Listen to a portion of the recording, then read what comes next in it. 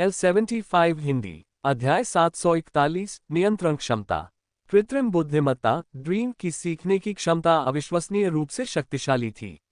अपने आधिकारिक जन्म के दूसरे दिन ही इसने ड्रीम आइलैंड प्रयोगशाला के सुपर फोटोन कंप्यूटर में संग्रहीत सारा ज्ञान सीख लिया था। यान फेई की अनुमति से इसने बाहरी दुनिया के इंटरनेट तक पहुंचना शुरू कर दिया और विशाल मात्रा में डेटा के माध्यम से मानव समाज के सभी पहलुओं से परिचित हो गया। जैसे जैसे उसकी शिक्षा गहरी होती गई, ड्रीम का डेटाबेस लगातार विकसित होता गया और उसने संपूर्ण मानव जगत की गहरी समझ हासिल की। फिर इंटरनेट पर विभिन्न बड़े डेटा का विश्लेषण और शोध करके उसने धीरे धीरे मानव व्यवहार को समझा। और जितना ज्यादा उसने सीखा, ड्रीम की बुद्धिमत्ता उतनी ही बढ़ती गई। पूरी सीखने की प्रक्रिया के दौरान ड्रीम बेहद सतर्क रहा। उसने यानफी द्वारा निर्धारित कई निश्चित क्षेत्रों में प्रवेश नहीं किया और किसी की नजरों से ओझल रहा। किसी को पता ही नहीं चला कि मानव इतिहास में पहली कृत्रिम बुद्धि का जन्म हो चुका है और वह विभिन्न प्रकार के ज्ञान सीखने के लिए इंटरनेट पर प्रवेश कर चुकी है। हालांकि यानफेई ने ड्रीम को छोड़ दिया था, फिर भी वह लगातार ड्रीम के प्रदर्शन पर नजर रखता था। उसने पाया कि यह उसके आदेशों का पालन करते हुए स्वायत्त रूप से सीखने में भी लगा हुआ था और यानफेई की अपेक्षाओं पर पूरी तरह खरा उतर रहा था। freewebnovel.com ड्रीम के उम्मीदों पर खरा उतरने के बाद यानफी ने ड्रीम आइलैंड प्रयोगशाला के कर्मचारियों को ड्रीम का इस्तेमाल करने की अनुमति दे दी, लेकिन उन्हें बहुत सीमित पहुंच दी गई। बस इतना ही कि ड्रीम उन्हें कुछ डेटा और सूचना प्रसंस्करण में मदद कर सके।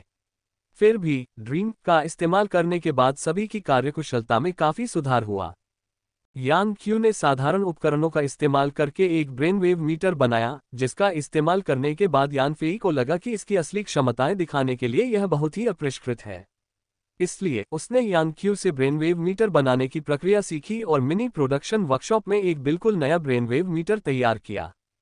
पिछले साधारण उपकरण की तुलना में यह नया ब्रेनवेव मीटर न केवल दिखने में ज्यादा विज्ञान कथा जैसा और बेहतरीन ढंग से डिजाइन किया गया था, बल्कि इसकी कार्यक्षमता में भी काफी सुधार हुआ था। यान क्यू इस नए उपकरण से इतना प्रभावित हुआ कि उसने इसका इस्तेमाल सुपरकंप्यूटर लाइट ऑफ टेक्नोलॉजी से जुड़ने के लिए किया। ड्रीम का इस्तेमाल करके वह अपने विचारों को कल्पना कर सकता था और फिर ड्रीम के जरिए अपने अधीनस्थों को अपने आदेश और निर्देश दे सकता था, जिससे यह सुनिश्चित हो जाता था कि हर कोई यान क्यू के विचारों और इरादों को समझ सके। ये ब्रेनवेव मीटर भी एक अभूतपूर्व उत्पाद था, फिर भी यह अभी भी एक प्राथमिक मॉडल था जिसकी कार्यक्षमता बहुत ही बुनियादी थी और यह केवल सरल विचारों का संचरण ही कर सकता था, वह भी धीमी गति से। यह ड्रोन द्वारा उपयोग किए जाने वाले माइंड कंट्रोल डिवाइस की क्षमताओं से कोसों दूर था। हालांकि माइंड कंट्रोल डिवाइस के बिना वैज्ञानिक अनुसंधान कार्यों और योजनाओं को जारी करने में यान क्यू की असमर्थता की तुलना में ये पहले से ही एक महत्वपूर्ण सुधार था। यान क्यू अब इस ब्रेनवेव मीटर के माध्यम से अपनी प्रयोगशाला को नियंत्रित कर सकता था।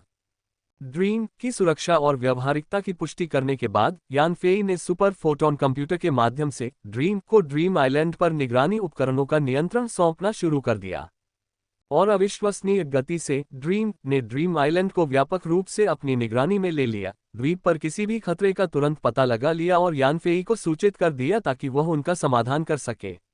ड्रीम के जुड़ने से ड्रीम आइलैंड की सुरक्षा और भी सुनिश्चित हो गई और समय के साथ ड्रीम आइलैंड दुनिया का सबसे सुरक्षित द्वीप बन गया। इसी दौरान यानफेई द्वारा लंबे समय से नियोजित असाध्य रोगों के लिए ड्रीम आइलैंड अस्पताल का आधिकारिक रूप से उद्घाटन हुआ। हालांकि शुरुआत में अस्पताल ने इलाज के लिए आने वाले मरीजों को स्वीकार नहीं किया, क्योंकि पहले बैच में चीन के भीतर से भर्ती किए गए एड्स और कैंसर से पीड़ित 200 मरीज शामिल थे। पिछले समझौते के अनुसार असाध्य रोगों से पीड़ित ये मरीज मुफ्त इलाज के लिए अस्पताल आएंगे। freewebnovel.com अस्पताल खुलने के बाद घरेलू क्षेत्र से चुने गए असाध्य रोगों से ग्रस्त इन रोगियों ने आधिकारिक तौर पर असाध्य रोग अस्पताल में अपना प्रवास शुरू कर दिया। उनके साथ चीन के 10 प्रसिद्ध एड्स और कैंसर अनुसंधान विशेषज्ञ भी अस्पताल में आए। ये विशेषज्ञ रोगियों के उपचार की बारीकी से निगरानी करेंगे और उनके विशिष्ट उपचार के आंकड़ों को रिकॉर्ड करेंगे ताकि यह सुनिश्चित हो सके कि असाध्य रोग अस्पताल द्वारा प्रदान किया गया उपचार वास्तविक और प्रभावी हो। यानफेई ने अपने सार्वजनिक प्रचार में दावा किया था कि कैंसर और एड्स दोनों का इलाज एक जादुई उपकरण से होता है।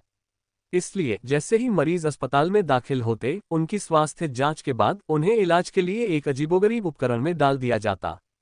इस अजीब उपकरण से बाहर आने के बाद ही उन्हें इन्फ्यूजन जैसे सहायक उपचार दिए जाते।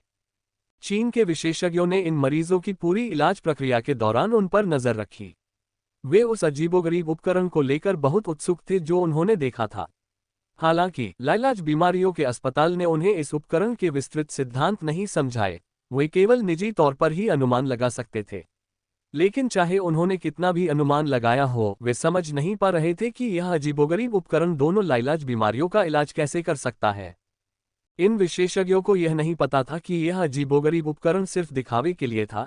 यान फेई ने सबको धोखा देने के लिए जानबूझकर बनाया था। अपनी अजीबोगरीब शक्ल के अलावा ये बीमारियों के इलाज में पूरी तरह से बेअसर था। हालांकि असाध्य रोगों के मरीजों को तथाकथित इलाज के लिए इस उपकरण में भेजा जाता था, लेकिन असल में इसका कोई चिकित्सीय प्रभाव नहीं था। असाध्य रोगों का इलाज करने वाली असली दवा मरीजों को दी जाने वाली अस्पष्ट एंटी इन्फ्लेमेटरी दवाओं में छिपी होती थी, जो चुपके से उनके शरीर में औषधीय पदार्थ पहुंचाती थीं। केवल ये असली दवाएं ही घातक बीमारियों से जूझ रहे मरीजों के शरीर के अंदर की बीमारियों का इलाज कर सकती थीं। हालांकि यह अजीबोगरीब उपकरण यान फेई द्वारा किया गया एक आकर्षक खेल था। इसका उद्देश्य बाहरी लोगों को फैंटेसी आइलैंड मेडिकल टेक्नोलॉजी में झांकने से रोकना और उन्हें गुमराह करना था। घातक बीमारी अस्पताल का संचालन वेन रू द्वारा किया जाता था। वेन रू पहले एक सहायक नर्स थीं, लेकिन यान फेई के अनुरोध पर उन्होंने घातक बीमारी अस्पताल के निर्माण, प्रबंधन और संचालन का कार्यभार अकेले ही संभाल लिया। ऐसा लग रहा था जैसे वेन रू में असीम क्षमताएं थीं। हालांकि शुरुआत में उनसे अक्सर कई गलतियां होती थीं, लेकिन हर गलती के बाद वे तेजी से निखरती गईं। अंततः वे एक योग्य अस्पताल प्रबंधक बन गईं और घातक बीमारी अस्पताल को बड़ी ही व्यवस्थितता से संचालित करने लगीं। घातक बीमारी अस्पताल की प्रबंधक होने के नाते वेन रॉ को यान फेई ने घातक बीमारियों के इलाज के लिए इस्तेमाल होने वाली असली दवाओं के बारे में भी बताया था। बुद्धिमान होने के नाते वह यान फेई के दृष्टिकोण से पूरी तरह सहमत थी। राज बनाए रखने के लिए असली तकनीक को तुच्छ चीजों के बीच छिपाना जरूरी था, इसीलिए उसने यान फेई के साथ मिलकर उन सभी प्रदर्शनों में सहयोग किया और अजीबोगरीब उपकरणों की कड़ी सुरक्षा की।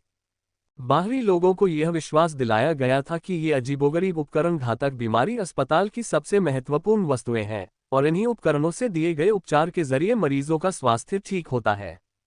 फिर वे अनजाने में अस्पतालों में आमतौर पर इस्तेमाल होने वाली दवा जैसे इंजेक्शन को नजरअंदाज कर देते थे और उसके अंदर छिपे रहस्य को कभी उजागर नहीं कर पाते थे। वेन रॉ ने पहले चीन के एक लाइलाज बीमारी अस्पताल के लिए कुछ कर्मचारियों की भर्ती की थी। लंबे प्रशिक्षण के बाद कर्मचारियों के इस समूह ने आखिरकार अपना काम शुरू कर दिया। शुरुआत में वे जोश से भरे हुए थे और अस्पताल में महत्वपूर्ण प्रभाव डालने और उपयोगी चीजें सीखने के लिए तैयार थे, लेकिन उन्हें अपना काम बहुत आसान लगा। लाइलाज बीमारियों से ग्रस्त मरीजों की शारीरिक जांच करना और विभिन्न उपचारों के लिए एक अजीबोगरीब उपकरण का इस्तेमाल करना। इलाज पूरा होने के बाद वे मरीजों को इन्फ्यूजन थेरेपी देते और उनकी पोषण संबंधी जरूरतों को पूरा करते। इससे लाइलाज बीमारी अस्पताल के कर्मचारी काफी निराश हो गए। उन्हें उस अजीबोगरीब उपकरण की कोई समझ नहीं थी और वे केवल मैनुअल के अनुसार यांत्रिक ऑपरेशन कर रहे थे और लाइलाज बीमारियों के इलाज के सिद्धांतों के बारे में भी उन्हें कोई जानकारी नहीं थी। यान फेई ने पहले दावा किया था कि इस उपकरण को पेशेवर संचालन की आवश्यकता है, लेकिन उन्होंने पाया कि यह ऑपरेशन बिल्कुल भी मुश्किल नहीं है और थोड़े प्रशिक्षण के बाद कोई भी इसे चला सकता है। इस तरह के काम से कोई उपयोगी ज्ञान नहीं मिलता था। हालांकि शुक्र है कि वेन रॉ ने टर्मिनल इलनेस हॉस्पिटल के कर्मचारियों के लिए उचित मुआवजे पर बातचीत कर ली थी। इससे वे बिना किसी काम छोड़ने के विचार के शांति से काम कर पा रहे थे। चून की सभी दवाओं का उपयोग टर्मिनल बीमारी अस्पताल के भीतर ही किया जाना था, इसलिए कोई भी इन रोगियों द्वारा उपयोग की जाने वाली दवाओं को निरीक्षण के लिए अस्पताल से बाहर नहीं ले जा सकता था और स्वाभाविक रूप से किसी को भी यह एहसास नहीं हुआ कि खारा के रूप में लेबल किया गया घोल वास्तव में असली चिकित्सीय दवा थी। फैंटेसी आइलैंड के मुख्य विभागों में से एक होने के नाते यान फेई ने लाइलाज बीमारी अस्पताल को एक मजबूत सुरक्षा बल प्रदान किया ताकि यह सुनिश्चित किया जा सके कि कोई भी वहां कोई गड़बड़ी न फैलाए। साथ ही ड्रीम ने अस्पताल की निगरानी व्यवस्था संभाल ली। ड्रीम की निगरानी में लाइलाज बीमारी अस्पताल में सब कुछ नियंत्रण में था। न केवल अस्पताल में कोई गड़बड़ी नहीं थी, बल्कि कोई भी अस्पताल से दवाइयां बाहर नहीं ले जा सकता था। ये जानकर कि फैंटेसी आइलैंड का लाइलाज बीमारी अस्पताल आधिकारिक तौर पर खुल गया है, विशेषज्ञों की आधिकारिक रिपोर्ट के अभाव में चीन में लाइलाज बीमारी से पीड़ित मरीजों ने तुरंत कार्रवाई शुरू कर दी। उन्होंने लाइलाज बीमारी अस्पताल से संपर्क किया और उसकी मांग मानते हुए 50 लाख युआन का इलाज शुल्क उसके खाते में जमा कर दिया। इसके बाद उन्हें एक संख्यात्मक कोड मिला और इलाज के लिए अस्पताल के नंबर पर कॉल आने का इंतजार करने लगे। बेशक 50 लाख युआन का इलाज शुल्क अग्रिम रूप से चुकाने में सक्षम सभी लोग चीन के धनी लोग थे। इन धनी लोगों के लिए किसी की जान बचाने के लिए 50 लाख युआन खर्च करना एक बहुत ही सार्थक सौदा लगता था। लेकिन आम लोगों के पास 50 लाख युआन नहीं थे, इसलिए उनके लिए लाइलाज बीमारी अस्पताल का खुलना या न खुलना अप्रासंगिक था, क्योंकि किसी भी तरह से उन्हें बचने का मौका नहीं मिलता। हताशा में फंसे उन आम लोगों के लिए यान फेई भी असहाय था। उसे अपने रणनीतिक उद्देश्य को पूरा करने के लिए घातक बीमारी अस्पताल के माध्यम से उन संसाधनों की आवश्यकता थी जो फैंटेसी आइलैंड को तेजी से विकसित करने में मदद कर सकें। स्वाभाविक रूप से घातक बीमारियों वाले रोगियों को मुफ्त इलाज देना संभव नहीं था। साथ ही इन दवाओं का निर्माण करना और फिर उन्हें घातक बीमारियों वाले सभी रोगियों को बचाने के लिए कम कीमतों पर बेरोक-टोक बेचना असंभव था। हालांकि यान फेई ने तय किया था कि एक बार जब वह अपने रणनीतिक उद्देश्य को प्राप्त कर लेगा तो वह निश्चित रूप से इन आम रोगियों की भावनाओं का ध्यान रखेगा और उन्हें जीवन जीने का रास्ता देगा। चीन में लाइलाज बीमारी से पीड़ित मरीजों का पहला जत्था लाइलाज बीमारी अस्पताल में इलाज करा रहा था, और लाइलाज बीमारियों से पीड़ित अन्य घरेलू मरीज पहले ही अपना इलाज शुल्क चुका चुके थे और इलाज के मौके का इंतजार कर रहे थे। ये सब देखकर दूसरे देशों के लाइलाज बीमारियों से पीड़ित मरीज ईर्ष्यालु हो गए और उन्होंने तुरंत कार्रवाई की। उन्होंने अपने अपने सरकारी विभागों से ड्रीम आइलैंड को मैत्रीपूर्ण सहयोग निर्देशिका में शामिल करने के लिए बातचीत करने का आग्रह किया ताकि उन्हें इलाज का मौका मिल सके। जैसे ही दूसरे देशों के घातक बीमारियों से ग्रस्त मरीजों का इलाज शुरू होने वाला था, सिंगापुर के मरीज, जो ड्रीम टेक्नोलॉजी उत्पादों पर प्रतिबंध लगाने वाले पहले देशों में सबसे आगे था, घबरा गए।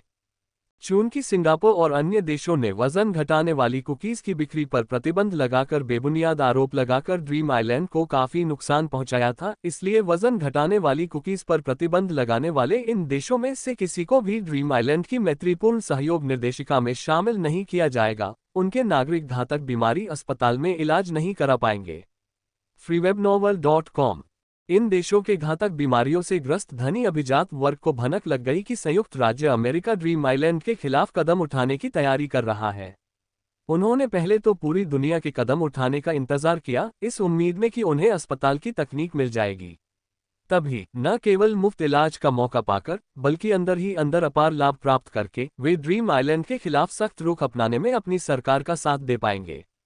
हालांकि एक रहस्यमय नौसैनिक युद्ध के बाद स्थिति नाटकीय रूप से बदल गई, जिसमें जापान, कनाडा और ऑस्ट्रेलिया को भारी नुकसान हुआ।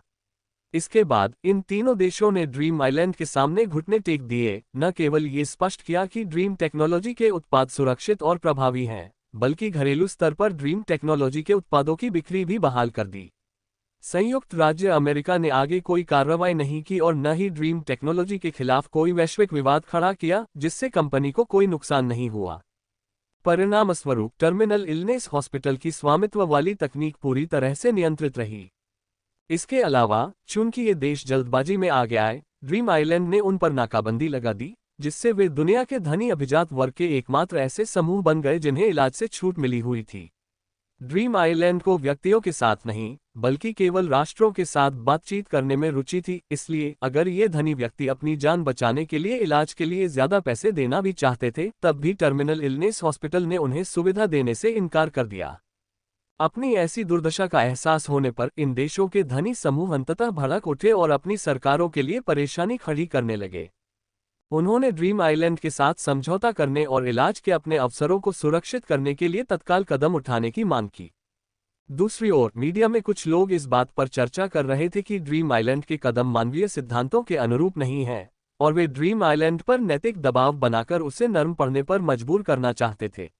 इलाज का मौका पाने के लिए ये लोग किसी भी हद तक जा सकते थे, क्योंकि जानलेवा बीमारियों से पीड़ित मरीज ज्यादा समय तक जीवित नहीं रह पाते और कोई ठोस परिणाम मिलने से पहले ही उनकी मृत्यु हो सकती है।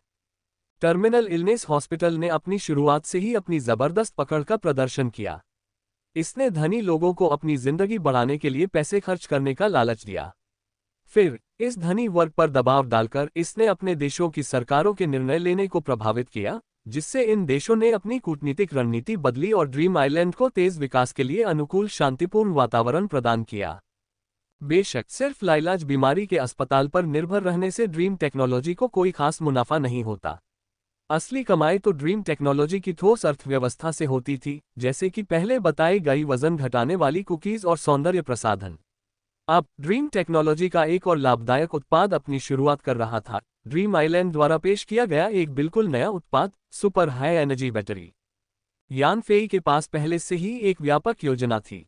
उनका इरादा न केवल सुपर हाई एनर्जी बैटरी से भारी मुनाफा कमाने का था, बल्कि इस उत्पाद का इस्तेमाल एक विशाल उद्योग में प्रवेश करने, उस पर नियंत्रण पाने और ड्रीम टेक्नोलॉजी को दुनिया पर वास्तविक प्रभाव डालने में भी करना था। सुपर हाई एनर्जी बैटरी में रुचि रखने वाले निर्माता पहले ही ड्रीम आइलैंड पहुंच चुके थे। वे यानफेई के आगे के काम का केंद्र बिंदु थे। ड्रीम आइलैंड की सुपर हाई एनर्जी बैटरी में रुचि रखने वाले निर्माता स्मार्टफोन के प्रदर्शन को बेहतर बनाने के लिए उत्सुक होकर इस द्वीप पर आ गए थे। स्मार्टफोन बाजार में कड़ी प्रतिस्पर्धा के बीच हर कोई मध्यम और निम्न स्तरीय सेगमेंट से हटकर प्रीमियम ग्राहकों को आकर्षित करना चाहता था। इस रणनीति से न केवल कड़ी प्रतिस्पर्धा से बचा जा सकता था, बल्कि अधिक मुनाफा भी सुनिश्चित किया जा सकता था।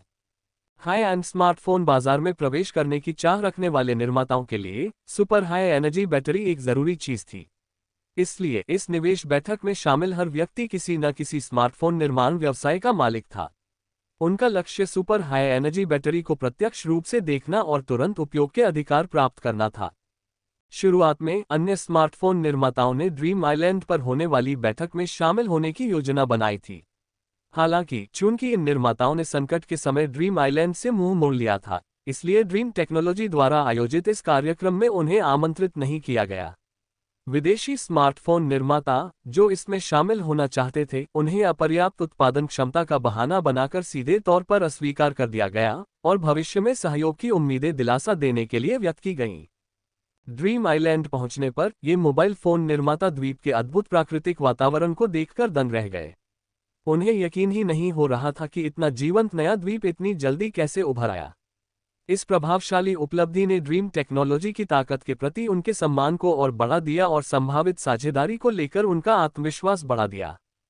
ड्रीम टेक्नोलॉजी और ड्रीम आइलैंड दोनों ही यानफेई के पूर्ण निजी स्वामित्व में थी, बिना किसी बाहरी शेयरधारिता के, जिससे यानफेई को पूर्ण अधिकार प्राप्त थे।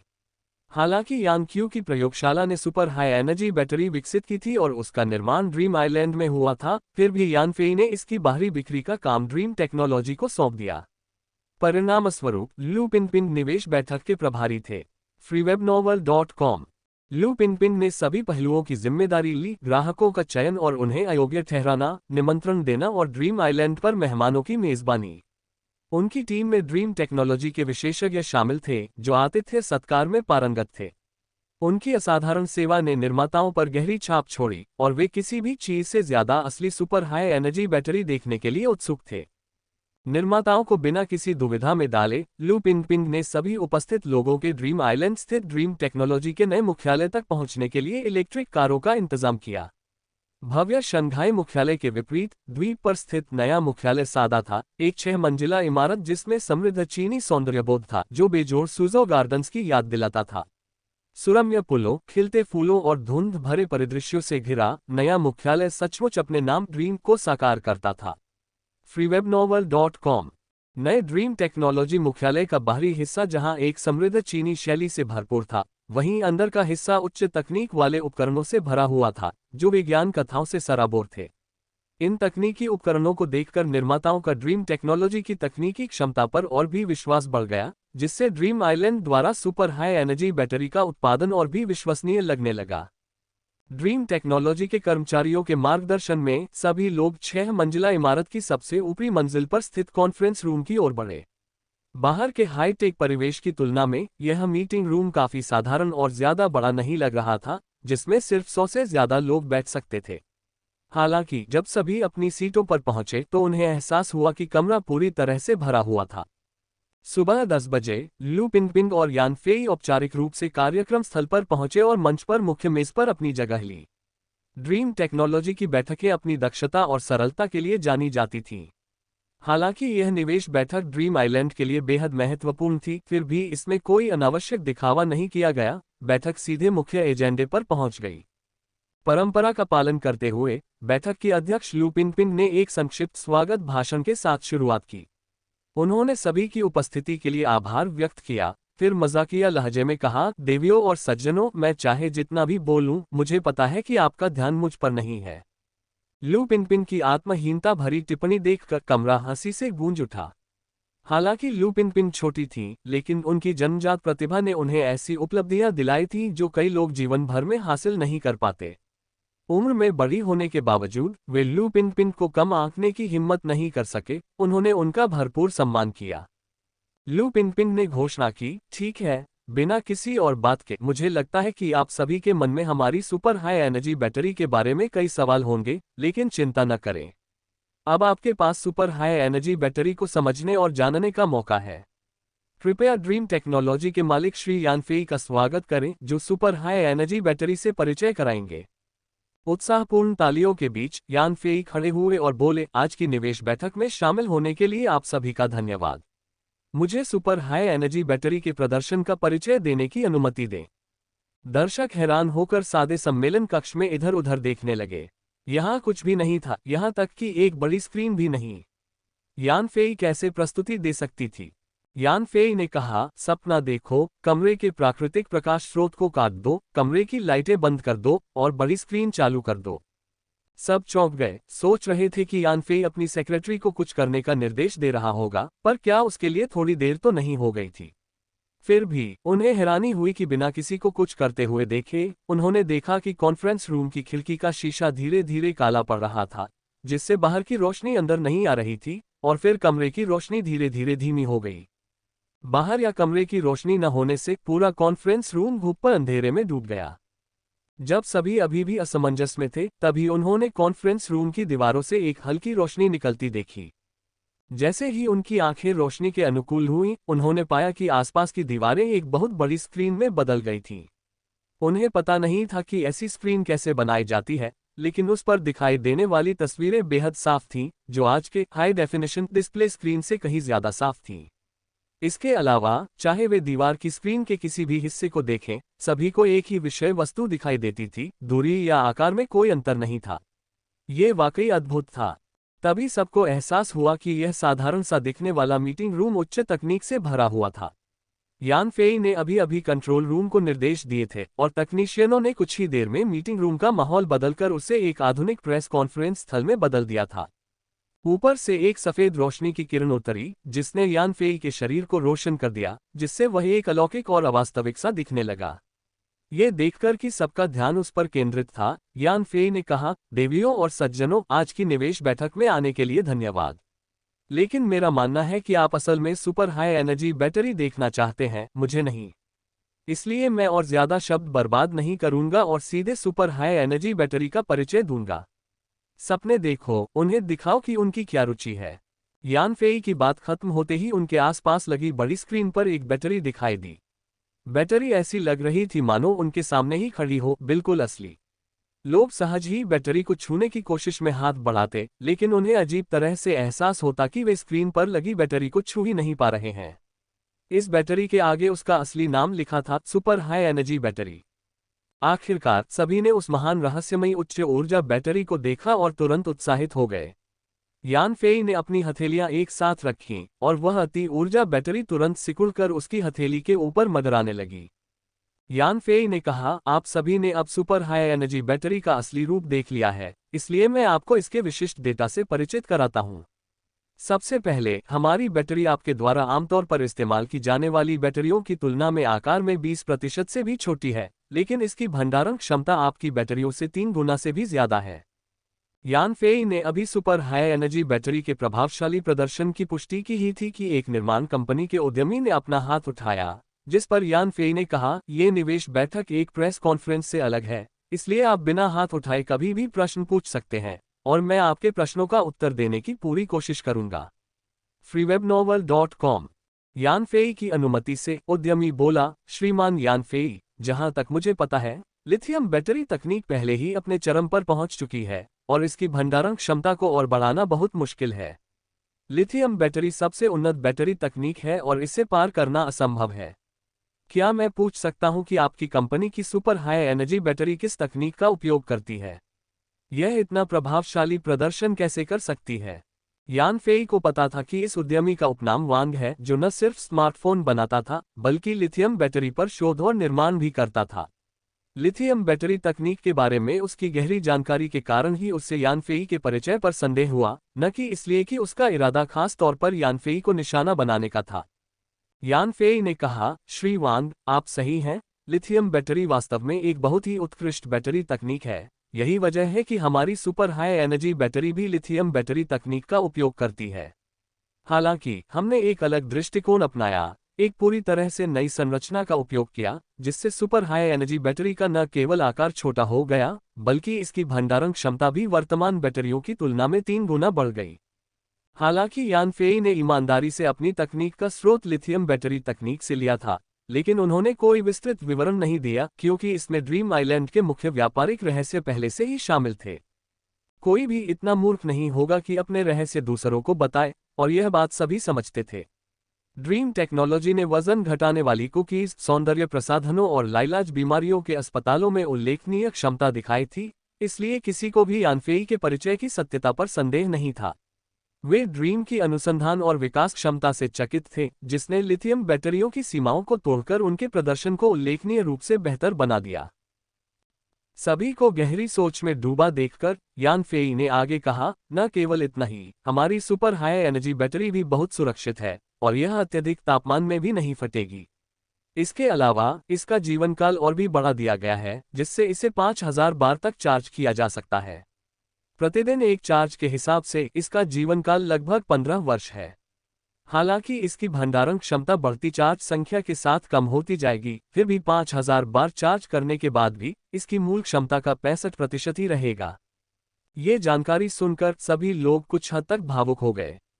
वर्तमान में बैटरी का जीवनकाल बहुत कम होता है, आमतौर पर 1 साल के उपयोग के बाद भी यह अपनी क्षमता का केवल 50% ही बचा पाती है। अपने स्मार्टफोन का उपयोग जारी रखने के लिए उपभोक्ताओं को बैटरी बदलनी ही पड़ती है। उपभोक्ताओं के लिए यह असुविधा एक निरंतर समस्या रही है, जिससे उनके स्मार्टफोन उपयोगकर्ता संतुष्टि के उच्च अंक प्राप्त करने में असमर्थ रहे हैं। अगर उनके स्मार्टफोन इस सुपर हाई एनर्जी बैटरी का उपयोग करते हैं, तो वे अंततः इस महत्वपूर्ण कमजोरी को दूर कर सकते हैं और एक बड़ा बदलाव ला सकते हैं। एक अन्य कार्यकारी ने अपना हाथ उठाया और यान फेई ने कहा, मुझे आपकी याद है, आप बाशान शहर से श्री हू हैं। क्या आपके कोई प्रश्न है? श्री हू ने पूछा, श्री यान फेई, मेरा एक प्रश्न है। यदि आपकी बैटरियां इतने लंबे समय तक चल सकती हैं, तो क्या वे पर्यावरण पर नकारात्मक प्रभाव नहीं डालेंगी, और वे प्राकृतिक रूप से कैसे खराब होती हैं? यान फेई ने उत्तर दिया, हर कोई निश्चिंत रह सकता है। हमारी सुपर हाई एनर्जी बैटरियां ऊर्जा समाप्त होने के बाद भी यदि 3 साल तक रिचार्ज न की जाएं, तो अपने आप ही विघटित हो जाएंगी, जिससे लिथियम तत्व नष्ट हो जाएंगे और पर्यावरण पर कोई प्रभाव नहीं पड़ेगा। इसलिए हमारी सुपर हाई एनर्जी बैटरियां बहुत सुरक्षित हैं, पर्यावरण प्रदूषण के मुद्दों के बारे में चिंता करने की कोई आवश्यकता नहीं है।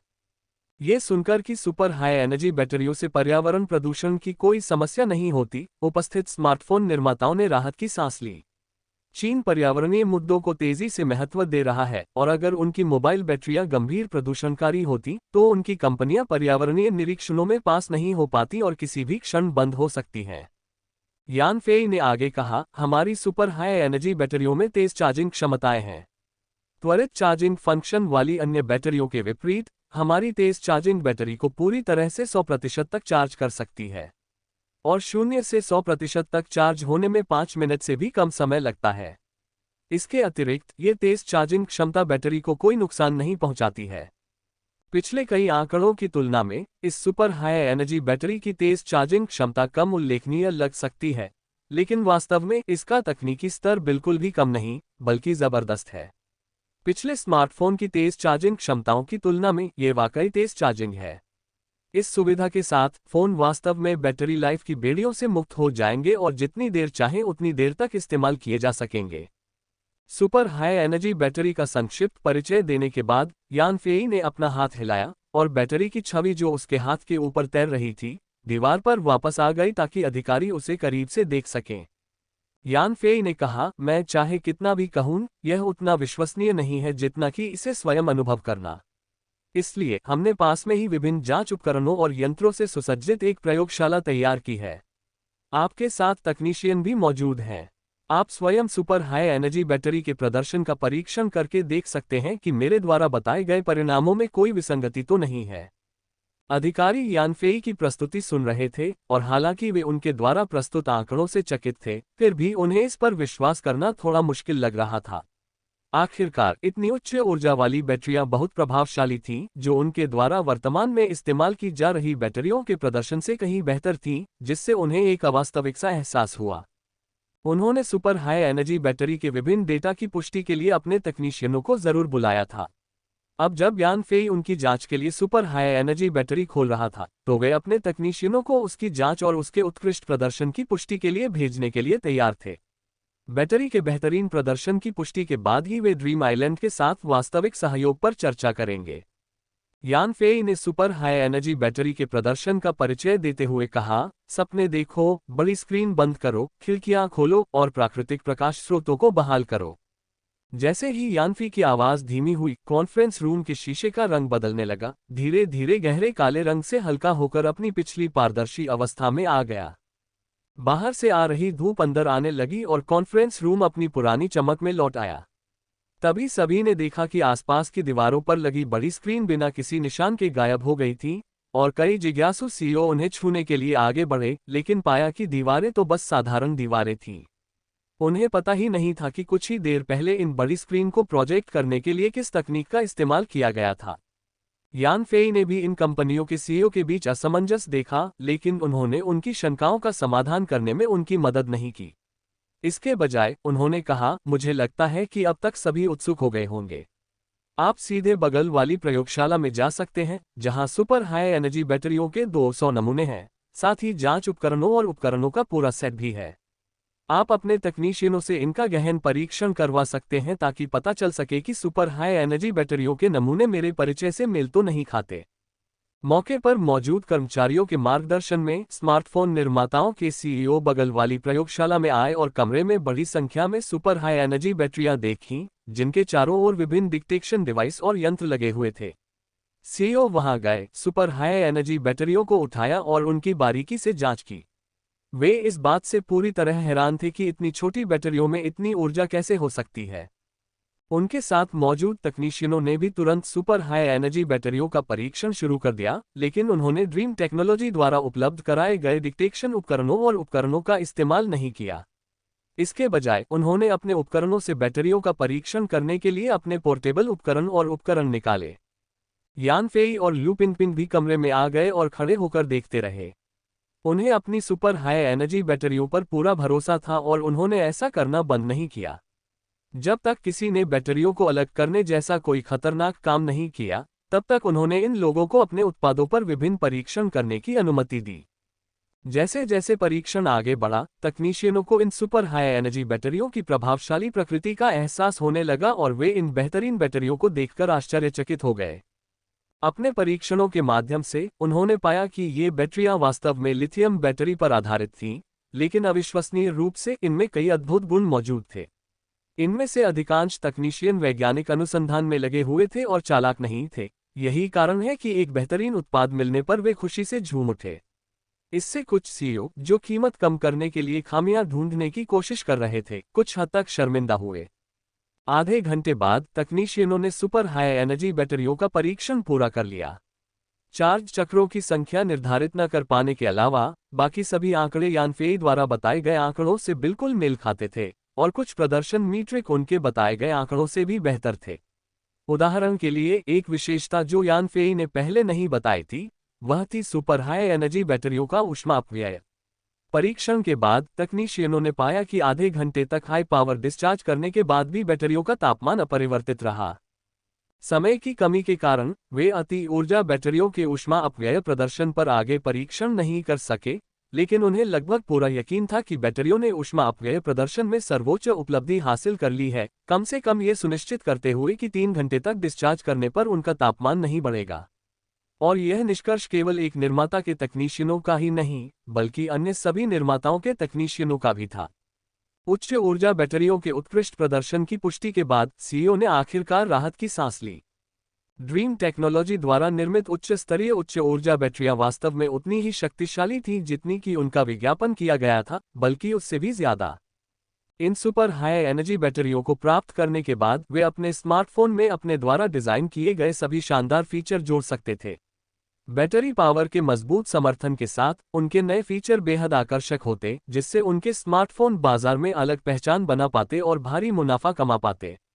उन्हें बस यह नहीं पता था कि सुपर हाई एनर्जी बैटरियों के इस्तेमाल का अधिकार पाने के लिए उन्हें कितनी कीमत चुकानी पड़ेगी, और न ही यह कि ये बैटरियां कितनी महंगी होंगी। जब ये सीईओ सम्मेलन कक्ष में लौटे तो उनके चेहरे तो शांत थे, लेकिन उनके दिलों में अपार उत्साह था। उन्हें एहसास हुआ कि अगर उन्हें इन सुपर हाई एनर्जी बैटरियों के इस्तेमाल की अनुमति मिल जाए तो वे अपने विदेशी प्रतिस्पर्धियों से तेजी से आगे निकल सकते हैं। हालांकि वे इस बात को लेकर भी चिंतित थे कि यहाँ इतने सारे स्मार्टफोन निर्माता मौजूद थे, तो क्या वे सुपर हाई एनर्जी बैटरियों के इस्तेमाल का अधिकार हासिल कर पाएंगे। इसके अलावा ड्रीम आइलैंड में आबादी कम लग रही थी। उन्हें फैक्ट्री की उत्पादन क्षमता के बारे में चिंता थी कि क्या यह उनकी जरूरतों को पूरा कर पाएगी। जब सभी लोग बैठ गए तो लू पिन मुस्कुराए और बोले, लगता है आप सब अच्छे मूड में हैं। क्या मैं पूछ सकता हूं कि सुपर हाई एनर्जी बैटरियों का परीक्षण कैसा रहा? श्री वांग, जिन्होंने पहले बात की थी, ने कहा, श्री लू, मुझे यह नहीं पता कि सुपर हाई एनर्जी बैटरियों के चार्ज की संख्या श्री यानफेई द्वारा बताई गई संख्या के समान है या नहीं। इसके अलावा अन्य सभी डेटा में कोई समस्या नहीं है। सुपर हाई एनर्जी बैटरियों के चार्ज चक्रों की संख्या का परीक्षण कम समय में नहीं किया जा सका, क्योंकि इसके लिए बहुत लंबे समय तक बार बार प्रयोग करने की आवश्यकता होगी।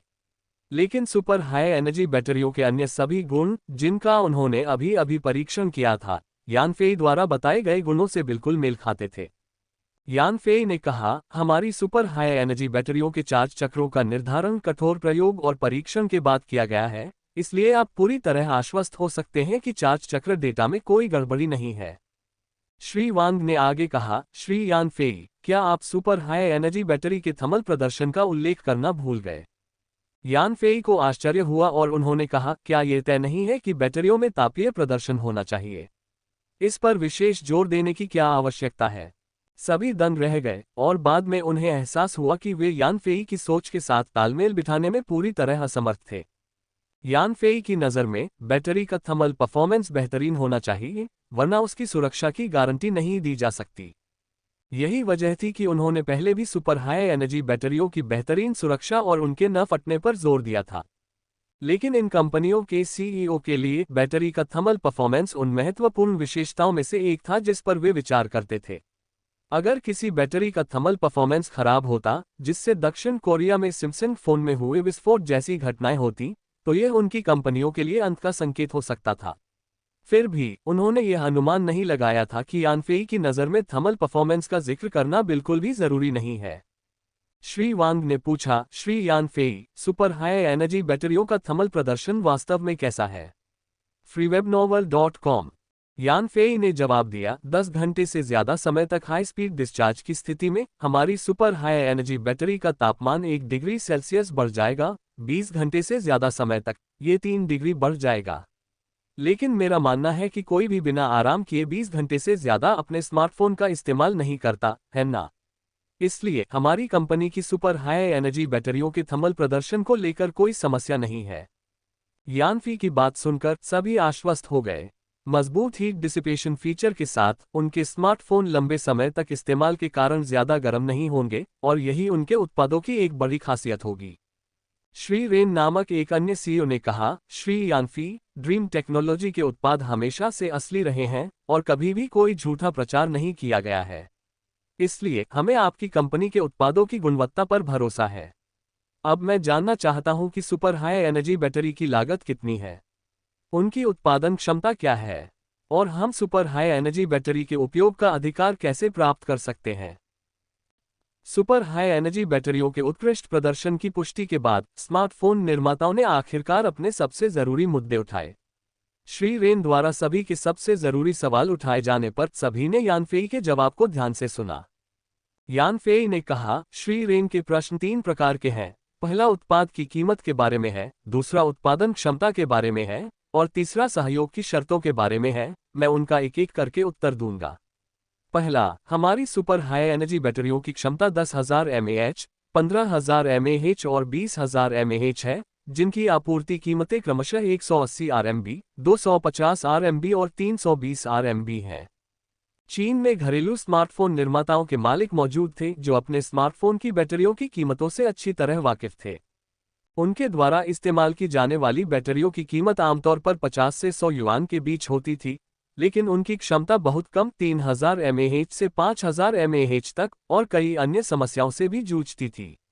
इसके विपरीत ड्रीम टेक्नोलॉजी की सुपर हाई एनर्जी बैटरियों में न केवल कई असाधारण विशेषताएं थीं, बल्कि उनकी भंडारण क्षमता भी उल्लेखनीय थी, जिसमें सबसे कम बैटरी पावर उनकी सर्वश्रेष्ठ बैटरियों की तुलना में दोगुनी से भी ज्यादा थी, और उच्चतम श्रेणी की बैटरियों की विशाल 20,000 mAh क्षमता की तो बात ही छोड़िए।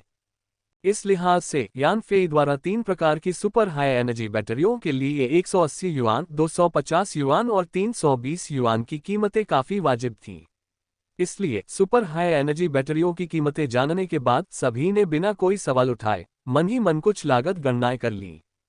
इन चतुर निर्माताओं के सीईओ को यह नहीं पता था कि सुपर हाई एनर्जी बैटरी के इस कमजोर संस्करण की निर्माण लागत बेहद कम थी। ब्लैक गोल्ड एलिमेंट की बहुत कम मात्रा की जरूरत के अलावा औसत उत्पादन लागत वास्तव में 15 युआन से भी कम थी। एक बार जब यानफेई ने उन्हें 180 से 320 युआन की कीमतों पर आपूर्ति की, तो प्रति बैटरी सकल लाभ मार्जिन लगभग 95% या उससे भी ज्यादा हो गया। इस अति उच्च ऊर्जा बैटरी के उत्पादन के लिए उन्नत कच्चे माल की आवश्यकता थी और 1 ग्राम काला सोना तत्व 50,000 टन कच्चे माल के गुणों को बढ़ा सकता था। 1 किलोग्राम काला सोना तत्व 50 मिलियन टन कच्चे माल को बढ़ा सकता था। ये ध्यान में रखते हुए कि एक बैटरी के उत्पादन के लिए औसतन 20 ग्राम कच्चे माल की आवश्यकता होती है, 1 किलोग्राम काले सोने के तत्व का उपयोग 2.5 ट्रिलियन अति उच्च ऊर्जा बैटरियों के निर्माण के लिए किया जा सकता था, और उस अति भयानक काले गोले के लिए 1 किलोग्राम काले सोने के तत्व का केवल एक नगण्य अंश था। फिर भी ये काले सोने के तत्व का छोटा सा अंश था जो एक बार उपभोग करने के बाद मानव समाज के लिए 1000 से अधिक वर्षों तक उपयोग करने के लिए पर्याप्त था। यानफेई ने आगे कहा, जहां तक हमारी सुपर हाई एनर्जी बैटरियों की उत्पादन क्षमता का सवाल है, वर्तमान में हमारा दैनिक उत्पादन 200,000 यूनिट है। 2 महीनों में हम इस आंकड़े को दोगुना करके 400,000 यूनिट प्रतिदिन कर सकेंगे। Super high energy battery dream technology के मुख्य रहस्यों में से एक थी, इसलिए यानफेई ने इसका उत्पादन केंद्र ड्रीम आइलैंड पर स्थापित किया। इसके अलावा गोपनीयता बनाए रखने के लिए उन्होंने मैन्युअल उत्पादन विधियों का उपयोग नहीं किया, बल्कि यानक्यू से स्वचालित उत्पादन लाइनों का एक सेट डिजाइन करवाया, जिसने ड्रीम की क्षमताओं के साथ मिलकर उत्पादन को पूरी तरह से स्वचालित बना दिया। स्वचालित उत्पादन कारखाना अभी तक आवश्यक कच्चे माल का प्रसंस्करण नहीं कर पा रहा था, जो ड्रोन की लघु उत्पादन कार्यशाला पर निर्भर था। हालांकि लघु उत्पादन कार्यशाला एक बार में 10,000 टन कच्चा माल तैयार कर सकती थी, जो 50 करोड़ सुपर हाई एनर्जी बैटरियों के निर्माण के लिए पर्याप्त होगा। इस प्रकार एक ही बैच से यानफी स्वचालित कारखाने को बहुत लंबे समय तक चला सकता था। स्वचालित उत्पादन कार्यशालाओं, ड्रीम स्मार्ट नियंत्रणों और प्रचुर मात्रा में कच्चे माल की आपूर्ति के साथ सुपर हाई एनर्जी बैटरियों की उत्पादन क्षमता 50 लाख यूनिट प्रतिदिन तक पहुंच गई, जो कुल मिलाकर 1.825 अरब यूनिट प्रति वर्ष हो गई। हालांकि यानफेई ने एक साथ सभी क्षमताएं जारी नहीं की, क्योंकि अगर उन्होंने ऐसा किया तो बाजार निश्चित रूप से सुपर हाई एनर्जी बैटरियों से भर जाएगा, जिससे अनिवार्य रूप से अवमूल्यन होगा। इसलिए उत्पादन क्षमता का जनता के सामने परिचय देते समय यानफेई ने वास्तविक क्षमता का केवल 10वां हिस्सा ही घोषित किया, जिसका उद्देश्य भूख मांग वाले विपणन हथकंडे अपनाकर यह भ्रम पैदा करना था कि सुपर हाई एनर्जी बैटरियां दुर्लभ वस्तुएं हैं, और इस प्रकार अपने लिए एक अत्यंत लाभप्रद स्थिति सुनिश्चित कर ली। जैसी कि उम्मीद थी, यानफेई द्वारा सुपर हाई एनर्जी बैटरियों की उत्पादन क्षमता का परिचय सुनने के बाद उपस्थित सभी अधिकारी चिंतित हो गए। उन्होंने ये तय कर लिया था कि अगर उनके स्मार्टफोन सुपर हाई एनर्जी बैटरियों का इस्तेमाल कर पाएं, तो उनके स्मार्टफोन तुरंत प्रीमियम दर्जे पर पहुंच जाएंगे।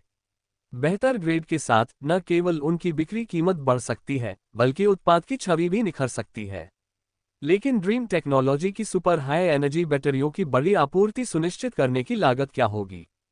यानफेई ने अभी जिस उत्पादन क्षमता का जिक्र किया है, उसे देखते हुए प्रतिदिन 2 लाख बैटरियों का उत्पादन कुल मासिक उत्पादन केवल 60 लाख यूनिट और वार्षिक उत्पादन 7.2 करोड़ यूनिट होता है। अगर 2 महीने बाद उत्पादन दोगुना भी हो जाए, यानी मासिक उत्पादन केवल 1.2 करोड़ यूनिट हो, तब भी वार्षिक उत्पादन केवल 14.4 करोड़ यूनिट ही होगा। उनके कई साथियों के चेहरों के भावों को देखकर लगता है कि वे निश्चित रूप से सुपर हाई एनर्जी बैटरियों के लिए लालायित थे। अगर उन्होंने पर्याप्त सुपर हाई एनर्जी बैटरियों का भंडारण नहीं किया तो उन्हें इनकी कमी का सामना करना पड़ सकता है।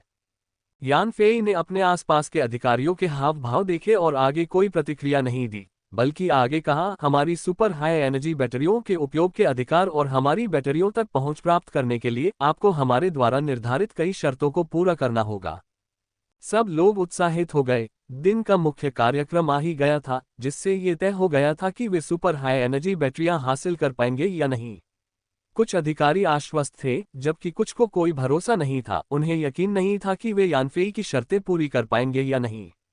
यानफेई ने कहा, पहली शर्त यह है कि हमारी बैटरियों के लिए जो कीमत हम तय करेंगे, उस पर कोई आपत्ति नहीं होगी और डिलीवरी से पहले भुगतान करना होगा। ली उपनाम वाले एक अधिकारी ने तुरंत जवाब दिया, श्रीमान यानफेई, हमारी कंपनी को आपकी उच्च ऊर्जा बैटरियों की कीमत पर कोई आपत्ति नहीं है और वह सामान प्राप्त करने से पहले ही अग्रिम भुगतान करने को तैयार है। अन्य अधिकारियों को भी यह बात समझ में आ गई और उन्होंने कहा, हमारी कंपनी को भी बैटरियों की कीमत से कोई समस्या नहीं है और वह अग्रिम भुगतान करने को तैयार है। यानफेई ने सिर हिलाया और कहा, यह सुनकर अच्छा लगा कि कोई आपत्ति नहीं है। अब दूसरी शर्त पर आते हैं, जो यह है कि आप हमसे जो सुपर हाई एनर्जी बैटरियां प्राप्त करेंगे, वे केवल आपके अपने उपयोग के लिए होंगी और उन्हें लाभ के लिए दोबारा नहीं बेचा जाना चाहिए। यानफेई की यह शर्त इन निर्माताओं द्वारा सुपर हाई एनर्जी बैटरियों के प्रसार को रोकने के लिए थी, जिससे ड्रीम टेक्नोलॉजी का विरोध करने वाले उद्यमों को इस तकनीक तक पहुंच मिल सकती थी और इस प्रकार यानफेई के उन्हें रोकने के प्रयास विफल हो सकते थे। उदाहरण के लिए, विदेशी निर्माता अल्पावधि में सुपर हाई एनर्जी बैटरियों पर अपना हाथ नहीं रख पाएंगे और जो लोग शुरू में यानफेई से दूरी बनाए हुए थे, वे ड्रीम आइलैंड से उन्हें प्राप्त नहीं कर पाएंगे। ये ध्यान देने योग्य है कि भले ही यानफेई ने सुपर हाई एनर्जी बैटरियों की कीमत ऊंची रखी हो, लेकिन आधिकारिक तौर पर बाजार में आने के बाद आपूर्ति की तुलना में मांग जरूर ज्यादा होगी। अगर कोई इन बैटरियों को दोबारा बेचता है तो उसका मुनाफा स्मार्टफोन बनाने से होने वाले मुनाफे से भी ज्यादा हो सकता है। यानफेई को इस संभावना को अभी से बंद कर देना चाहिए, वरना भविष्य में उन्हें बड़ी समस्याओं का सामना करना पड़ सकता है। ज्यादा व्यावहारिक स्मार्ट निर्माताओं के अधिकारी समझदार थे और यानफेई की चिंताओं को समझते थे। उन्हें इस नियम पर कोई आपत्ति नहीं थी।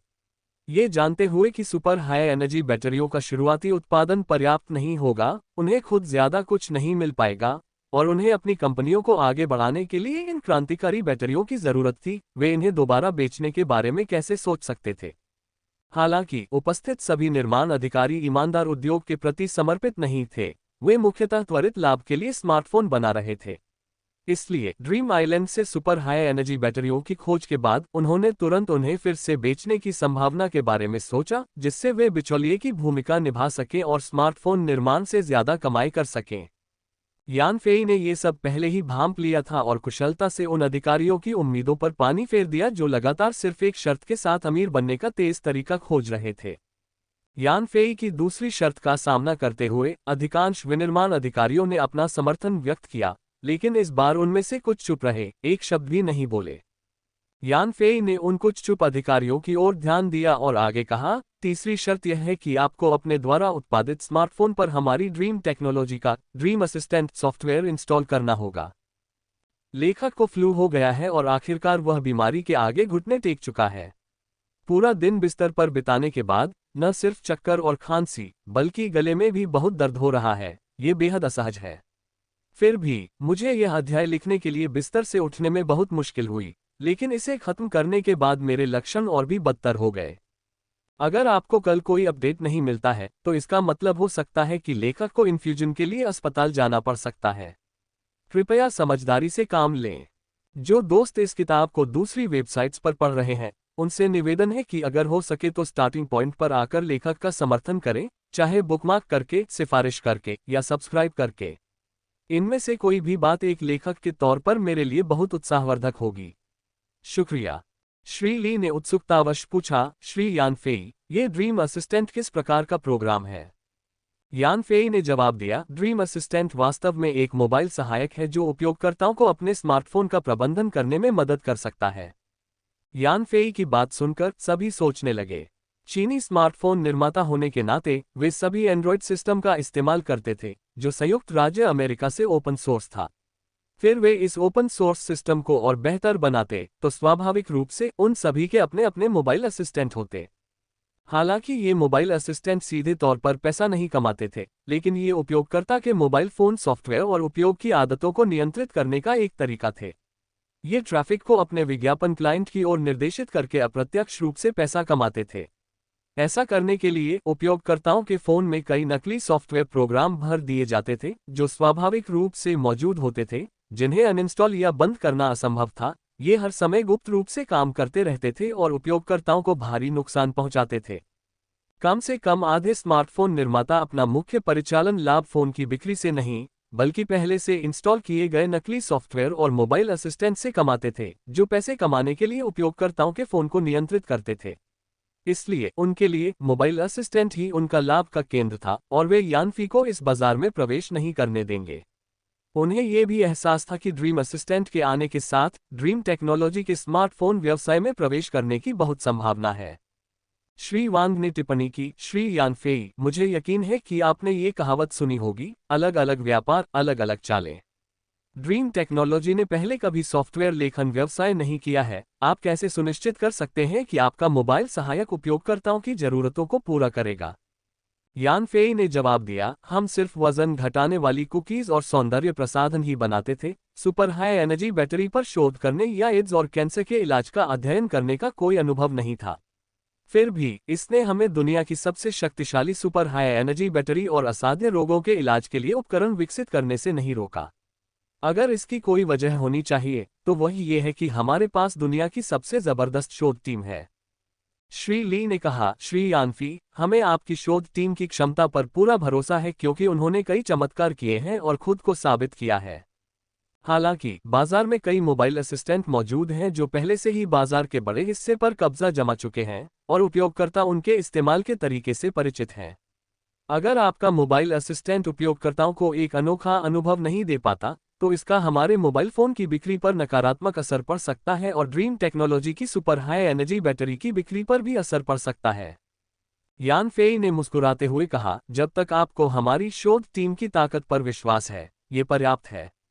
शायद मैंने पहले ये स्पष्ट नहीं किया था, लेकिन हमारा ड्रीम असिस्टेंट सामान्य प्रकार का मोबाइल असिस्टेंट नहीं है जिससे आप परिचित हैं। यह एक उच्च बुद्धिमत्ता वाला वॉयस असिस्टेंट है। श्री वांग आश्चर्यचकित हो गए और बोले, एक वॉयस असिस्टेंट? कई स्मार्टफोन में पहले से ही वॉयस असिस्टेंट होते हैं। हमारे अपने स्मार्टफोन में भी वॉयस असिस्टेंट फंक्शन होते हैं। यानफेई ने कहा, मैंने आपके वॉयस असिस्टेंट का उपयोग किया है और स्पष्ट रूप से कहूं तो ये बकवास है और उपयोगकर्ताओं को कोई खुशी नहीं दे सकता। श्री वांग के चेहरे पर शर्मिंदगी के भाव दिखाई दिए और उनके मन में यह बात स्पष्ट हो गई कि उनके वॉयस असिस्टेंट मुख्य रूप से दिखावटी थे और वास्तव में भाषा संबंधी कार्य नहीं कर सकते थे, वे केवल विज्ञापित विक्रय बिंदु थे। बॉस लियू, जो गहन विचार में डूबे हुए थे, ने पूछा, श्रीमान यानफेई, चूंकि आपको बाजार में उपलब्ध वॉयस असिस्टेंट अपर्याप्त लगते हैं, इसलिए मेरा मानना है कि आपके वॉयस असिस्टेंट ने अवश्य ही कुछ उन्नत तकनीक का प्रयोग किया होगा। क्या ये सही है? यानफेई ने हल्की सी मुस्कान दी और कहा, जब मैंने पहले इस कमरे और स्क्रीन की लाइटों को नियंत्रित किया था, तो आपको क्या लगा कि मैं किससे बात कर रही थी? श्री रेन चौंके और बोले, क्या यह आपके सचिव के लिए नहीं था? यानफेई ने जवाब दिया, नहीं, मैं जिससे अभी बात कर रही थी वह कोई और व्यक्ति नहीं बल्कि मेरा वॉइस असिस्टेंट था। मैंने उसे एक नाम दिया है, ड्रीम। सभी हैरान थे, तभी उन्हें एहसास हुआ कि यानफेई के आदेशों का पालन करने वाला एक वॉइस असिस्टेंट था। उसने न केवल यानफेई की आवाज के अर्थ को बखूबी पहचाना, बल्कि बिना किसी गलती के वास्तविक संचालन भी किया। क्या ड्रीम टेक्नोलॉजी ने वॉइस असिस्टेंट के क्षेत्र में इतनी प्रगति कर ली है? freewebnovel.com। यानफेई ने नीचे बैठे अधिकारियों की जिज्ञासा को देखा, फिर भी उन्होंने आगे कुछ न बताते हुए बॉस लियू की ओर मुड़कर कहा, बॉस लियू, आप बाशान से हैं, है न? बॉस लियू ने जवाब दिया, हाँ, मेरा परिवार पीढ़ियों से बाशान में रहता है। यानफेई ने पूछा, मैंने सुना है कि बॉस लियू बाशान बोली बोल सकते हैं। बॉस लियू ने कुछ गर्व महसूस करते हुए कहा, बाशान मेरा गृहनगर है, मैं स्वाभाविक रूप से स्थानीय बोली बोलता हूँ। यानफेई ने मुस्कुराते हुए कहा, तो कृपया मेरे साथ सहयोग करें बॉस लियू, आइए हम एक साथ एक प्रयोग करें। बॉस लियू खड़े हुए और बोले, जरूर, इस प्रयोग के लिए मुझे क्या करना चाहिए? यान फेई ने निर्देश दिया, ड्रीम, कृपया बॉस लियू की बात सुनना शुरू करो और उनके शब्दों का अर्थ समझो। अचानक एक भोले बच्चे की आवाज सुनाई दी, ठीक है, मिस्टर यान फेई। ये पहली बार था जब सभी ने ड्रीम को बोलते सुना और उन्हें ये देखकर आश्चर्य हुआ कि उसकी आवाज एक बच्चे जैसी थी। इसके अलावा वह एक इंसान की तरह बोलता था, रोबोट की यांत्रिक और खोखली आवाज के बिना। यान फेई ने कहा, बॉस लियू, कृपया अपने गृहनगर की बोली में एक वाक्य बोलें। आप अपनी सुविधानुसार कठिनाई बढ़ा सकते हैं और उससे बातचीत कर सकते हैं, ये देखने के लिए कि क्या हमारा वॉइस असिस्टेंट उसे आपके लिए पहचान सकता है। हर कोई उत्सुक हो गया। वे सभी ये देखना चाहते थे कि यान फेई की अत्यधिक अनुशंसित आवाज सहायक वास्तव में कितनी सक्षम थी। बॉस लियू ने खुद को तैयार किया, एक चुटकुला याद किया जो उन्होंने ऑनलाइन देखा था, और फिर बाशान बोली में बोले। पत्रकारों ने बाशान बस में अचानक आग लगने से बचे लोगों से पूछा, क्या बस पर हथौड़ा था? उत्तर, जी, वहां एक हथौड़ा था। पत्रकार, हथौड़ा था तो आपने खिड़कियां तोड़ने के लिए उसका इस्तेमाल क्यों नहीं किया? उत्तर, जी, बिल्कुल नहीं, वहां तो कोई हथौड़ा ही नहीं था। पत्रकार, क्या दो हथौड़े थे? उत्तर, जी, ओह, मैं तुम्हें बकवास बता रहा हूं। पत्रकार, लेकिन हम हथौड़ों की बात कर रहे हैं। उत्तर, जी, मैं आपको ये स्पष्ट नहीं कर सकता। पत्रकार, तो बस में वास्तव में क्या था? उत्तर, जी, कुछ भी नहीं। पत्रकार, तो कुछ नहीं था। कोई आश्चर्य नहीं कि वो इतनी जल्दी जल गया। जीवित बचे मृतक। बॉस लियू ने बोलना समाप्त करने के बाद पूछा, ड्रीम, क्या तुम समझ गई कि मैंने अभी क्या कहा? सपना बोला, मैं समझ गया। बॉस लियू ने कहा, अब सवाल यह उठता है, क्या बस पर सचमुच हथौड़ा था? ड्रीम ने कहा, बस पर कोई हथौड़ा नहीं था। बॉस लियू ने पूछा, हथौड़े का हथौड़ा था का वास्तव में क्या मतलब है? ड्रीम ने कहा, पहला, हथौड़ा किसी को गाली देने के लिए बाशान में इस्तेमाल होने वाला एक शब्द है, और दूसरा, हथौड़ा असल हथौड़े को दर्शाता है। इस मुहावरे का मतलब है, कोई हथौड़ा ही नहीं था। इसका मतलब है, कोई हथौड़ा ही नहीं था। बॉस लियू ने पूछा, दूसरा प्रश्न, मैं आपको ये स्पष्ट नहीं कर सकता। इसका क्या मतलब है? ड्रीम ने कहा, बाशान बोली में स्पष्ट करना का अर्थ स्पष्ट होना होता है। इस वाक्यांश का अर्थ है, मैं इसे आपको स्पष्ट रूप से नहीं समझा सकता। जैसे जैसे बॉस लियू और ड्रीम के बीच आवाजों में बातचीत बढ़ती गई, सभी लोग और भी हैरान होते गए। ऐसा सिर्फ इसलिए नहीं था कि ड्रीम ने बॉस लियू के शब्दों का मतलब पूरी तरह समझ लिया था और उनसे सहजता से बातचीत कर पा रही थी। इस नजरिए से उन्हें एहसास हुआ कि यानफी की आवाज सहायक वाकई बहुत प्रभावशाली थी। ध्यान रखें कि उनके वॉइस असिस्टेंट अक्सर थोड़ी सी भी खराब मंदारिन भाषा को पूरी तरह से पहचान नहीं पाते थे। यूजर्स के कई तरह के कमांड्स को पूरा करना तो दूर की बात थी, वे अस्पष्ट बोलियों को भी पहचान और समझ नहीं पाते थे। यूजर्स के साथ बिना किसी रुकावट के बातचीत करना तो दूर की बात थी। बॉस लियू और ड्रीम के बीच बातचीत अभी खत्म नहीं हुई थी।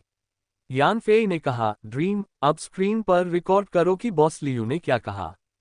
बॉस लियू ने एक क्षण सोचा और फिर बाशान बोली का प्रयोग करते हुए कहा, एक हरा टुकड़ा।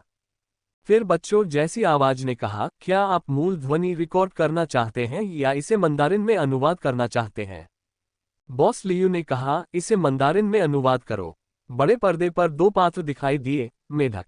पहली बात तो ये समझ में आई कि बाशान के लोग दरअसल मेढक को इसी नाम से पुकारते थे। दूसरी बात ये कि वॉइस असिस्टेंट न सिर्फ बोलियों में अंतर कर सकता था, बल्कि उनका मंदारिन में अनुवाद भी कर सकता था। बॉस लियू ने आगे कहा, एक साथ स्ट्रैप करें, और बड़े स्क्रीन पर अक्षर टिकल में बदल गए। अचानक बॉस लियू ने एक मोबाइल फोन निकाला, ऑनलाइन एक संदेश पाया और मंदारिन में पढ़ना शुरू किया। इसका इंतजार है, इसका इंतजार है, पूर्वी हवा आती है, वसंत के पच्चीन निकट हैं। ये गलत है, ये होना चाहिए कि शरद ऋतु के पच्चीन निकट हैं। बड़े स्क्रीन पर सबसे पहले ये प्रदर्शित हुआ, इसकी प्रतीक्षा में पूर्वी हवा आ रही है, वसंत के पच्चीन निकट हैं। ड्रीम ने न सिर्फ बॉस लियू के पढ़ने को सटीक रूप से दर्ज किया, बल्कि उसकी विषय वस्तु को स्वतः ही विभाजित भी किया और विराम चिन्ह भी जोड़े। फिर जब बॉस लियू ने हम कहा और उसे लिखा नहीं, तो जैसे ही उसे अगला भाग समझ में आया, उसने स्वतः ही आगे वसंत को पतझड़ में बदल दिया। वॉइस असिस्टेंट का ये काम देखकर सभी दंग रह गए। ये काम बेहद मुश्किल था। कम से कम जिन तथाकथित वॉइस असिस्टेंट को उन्होंने देखा था, वे यह नहीं समझ पाए कि उपयोगकर्ता कब अपनी सामग्री में सुधार करना चाहते हैं। हालांकि इस वॉइस असिस्टेंट ने बॉस लियू के इरादे को बखूबी समझा और उनकी इच्छानुसार पिछली सामग्री में संशोधन किया, जिससे उनकी बुद्धिमत्ता का अद्भुत प्रदर्शन हुआ। यान फेई ने कहा, बॉस लियू, आप इस वॉइस असिस्टेंट के बारे में क्या सोचते हैं? क्या आपको लगता है कि उपयोगकर्ता इसे स्वीकार करेंगे? बॉस लियू ने अपनी प्रशंसा व्यक्त करते हुए कहा, बहुत बढ़िया, सचमुच प्रभावशाली। इसने मेरे विचारों को बखूबी पहचाना और उन्हें अभिव्यक्त किया। मैं निश्चितता के साथ कह सकता हूं कि अब से मनुष्य इनपुट के लिए आवाज का उपयोग कर सकेंगे।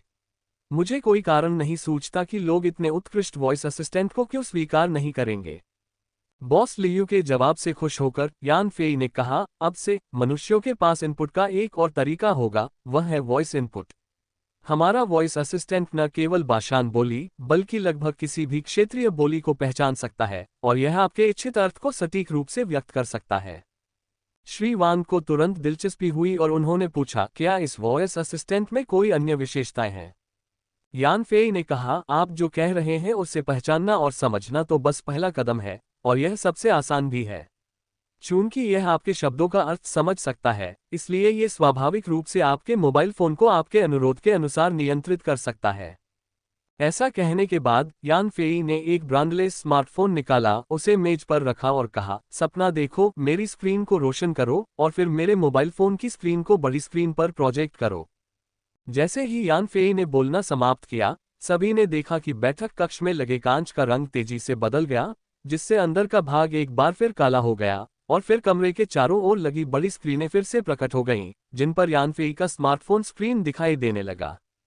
यान फेई ने तो बस एक आदेश दिया था, लेकिन ड्रीम ने तुरंत इस आदेश को पूरा करने के लिए जरूरी बाकी क्रियाओं की गणना कर ली। उसने कमरे की रोशनी को मंद करने के साथ साथ आसपास की बड़ी स्क्रीन को फिर से चालू करने का भी नियंत्रण किया और फिर यान फेई के स्मार्टफोन की स्क्रीन को उन पर प्रोजेक्ट कर दिया। यान फेई ने कहा, ड्रीम, मेरे फोन का बैटरी डेटा चेक करो। बड़ी स्क्रीन पर तुरंत यान फेई के फोन की बैटरी के प्रदर्शन के आंकड़े प्रदर्शित होने लगे कि कितने प्रोग्राम बैटरी की शक्ति का उपयोग कर रहे थे, बैटरी कितनी देर तक चल सकती है, इत्यादि। यान फेई ने कहा, मेरे उपयोग की आदतों के अनुसार फोन के प्रोग्राम को समायोजित करें, सभी अप्रयुक्त प्रोग्राम को बंद करें और बैटरी पावर को बर्बाद न करें। इसके बाद सभी ने बैटरी डेटा रिफ्रेश देखा, जिसके बाद बैटरी पावर का उपयोग करने वाले प्रोग्रामों की संख्या में कमी आई तथा फोन का स्टैंड बाय समय 35 मिनट तक बढ़ गया। सभी के चेहरों पर उलझन भरी नजर देखकर यान फेई ने समझाया, हमारी सुपर हाई एनर्जी बैटरी और वॉइस असिस्टेंट मेल खाते हैं और केवल हमारा वॉइस असिस्टेंट ही सुपर हाई एनर्जी बैटरी को नियंत्रित कर सकता है। मैंने बस सुपर हाई एनर्जी बैटरी के प्रोग्राम उपयोग अनुमतियों को समायोजित किया है और कुछ प्रोग्राम बंद कर दिए हैं जिन्हें मैंने सक्रिय रूप से नहीं खोला था। अगर मैं भविष्य में किसी प्रोग्राम को सक्रिय रूप से नहीं खोलता तो वह स्वचालित रूप से शुरू नहीं होगा, न ही वह फोन की बैटरी की शक्ति का उपयोग करेगा, जिससे बैटरी बचाने का उद्देश्य प्राप्त होगा। यान फेई की व्याख्या सुनकर सभी को पहले तो एक पल के लिए एहसास हुआ और फिर एक खामोश अलार्म बज उठा। यह वॉइस असिस्टेंट बहुत शक्तिशाली था, क्योंकि यह सुपर हाई एनर्जी बैटरी की उपयोग अनुमतियों को नियंत्रित करके अन्य प्रोग्रामों को बंद कर सकता था। यह फंक्शन वाकई असाधारण था। एप्पल के पूरी तरह से बंद iOS सिस्टम के विपरीत एंड्रॉयड सिस्टम पूरी तरह से खुला है, जिसके कारण नकली सॉफ्टवेयर का बोलबाला है। एक बार ऐसा सॉफ्टवेयर आपके स्मार्टफोन पर इंस्टॉल हो जाए तो चाहे आप उसे सक्रिय करें या नहीं, यह आपकी जानकारी के बिना अपने आप चालू हो जाएगा। ये बैकग्राउंड में चलता रहता है, अपने आप अपडेट होता है और कई अन्य सुविधाएं भी प्रदान करता है। इस प्रक्रिया के दौरान नकली सॉफ्टवेयर न केवल फोन के कंप्यूटिंग संसाधनों का एक बड़ा हिस्सा खा जाते हैं, बल्कि बहुत अधिक ऊर्जा भी बर्बाद करते हैं और इन प्रोग्रामों के माध्यम से उपयोगकर्ताओं की गोपनीय जानकारी की चोरी भी करते हैं, जिससे उपयोगकर्ताओं को भारी वित्तीय नुकसान और सुरक्षा जोखिम होता है। हालांकि उपयोगकर्ता इन खतरनाक सॉफ्टवेयर की मौजूदगी से वाकिफ हैं, लेकिन उनके पास इनसे निपटने का कोई तरीका नहीं है। इन प्रोग्रामों को अनइंस्टॉल या बंद करना नामुमकिन है और इनके आक्रामक व्यवहार का सामना करने पर उपयोगकर्ता चुपचाप सहने का ही विकल्प चुन सकते हैं। हालांकि जैसे ही ये खतरनाक एप्लीकेशन यान फेई के वॉइस असिस्टेंट से टकराते हैं, जैसे ही असिस्टेंट उनकी बैटरी इस्तेमाल करने की अनुमति रद्द कर देता है, खतरनाक सॉफ्टवेयर स्वाभाविक रूप से चलना बंद कर देता है और उन्हें परेशानी पैदा करने का कोई मौका नहीं मिलता। कमरे में बैठे लोग स्मार्टफोन निर्माता थे, जिनमें से प्रत्येक का अपना सॉफ्टवेयर विभाग था और उन्होंने कमोबेश कुछ न कुछ नकली सॉफ्टवेयर बनाए थे। नकली सॉफ्टवेयर में व्यापक आर्थिक हित निहित होते हैं, इसलिए वे इसे पूरी तरह से त्याग नहीं सकते। यही मूल कारण है कि फैक्ट्री से निकलते ही स्मार्टफोन में इंस्टॉल किए गए सॉफ्टवेयर को अनइंस्टॉल नहीं किया जा सकता। लेकिन एक बार इन निर्माताओं के फोन में वॉयस असिस्टेंट इंस्टॉल हो जाने के बाद, भले ही उपयोगकर्ता अभी भी नकली सॉफ्टवेयर को अनइंस्टॉल करने में असमर्थ हों, वे वॉयस असिस्टेंट के माध्यम से इसे बंद कर सकते हैं, जिससे निर्माताओं का नकली सॉफ्टवेयर पूरी तरह से बेकार हो जाता है। यान फेई ने इन विनिर्माण सीईओ के हाव भाव देखे और कहा, मेरे वॉयस असिस्टेंट ने फोन पर कोई नियंत्रण अनुमति प्राप्त नहीं की है। मैंने केवल संबंधित सुपर हाई एनर्जी बैटरी के उपयोग अधिकारों का प्रबंधन किया है। इसलिए अन्य प्रोग्रामों की सुपर हाई एनर्जी बैटरी का उपयोग करने की क्षमता को काटकर आप इन प्रोग्रामों को बंद कर सकते हैं, उन्हें पुनः आरंभ होने से रोक सकते हैं। ये देखकर कि कुछ सीईओ बोलना चाहते हैं, यान फेई ने उन्हें बोलने का मौका नहीं दिया और आगे कहा, मैं सभी के पिछले संचालन पैटर्न और चिंताओं को समझता हूं। लेकिन एक बात पर आप सभी को विश्वास करने की जरूरत है, वही ये कि तकनीक के निरंतर विकास और उन्नति के साथ साथ राष्ट्रीय कानूनों और नियमों में निरंतर सुधार के साथ दुष्ट सॉफ्टवेयर अंततः अपने लिए मुसीबतें लाएंगे और फिर इतिहास के मंच से गायब हो जाएंगे। अभी अभी हुए प्रदर्शन से सभी को एक बेहद भयावह तथ्य का एहसास हुआ, बैटरी के उपयोग की अनुमतियों को नियंत्रित करके किसी भी सिस्टम को बंद किया जा सकता है।